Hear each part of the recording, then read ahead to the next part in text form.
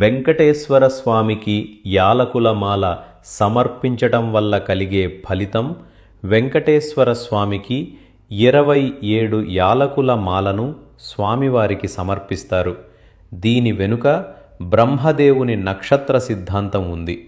27 నక్షత్రాల కాలంలో జరిగిన పాపాలు, తప్పులు తొలగిపోవాలని ప్రార్థిస్తూ ఈ మాలను సమర్పిస్తారు.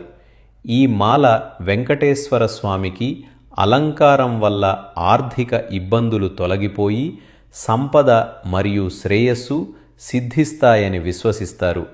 సకల శుభాలు, జీవితంలో ఎదురయ్యే అడ్డంకులు తొలగిపోయి మనశ్శాంతి, మంచి జ్ఞాపకశక్తి మరియు ఆరోగ్య ప్రయోజనాలు కలుగుతాయి. ఓం నమో వెంకటేశాయ అని కామెంట్ చేయండి. నమస్తే.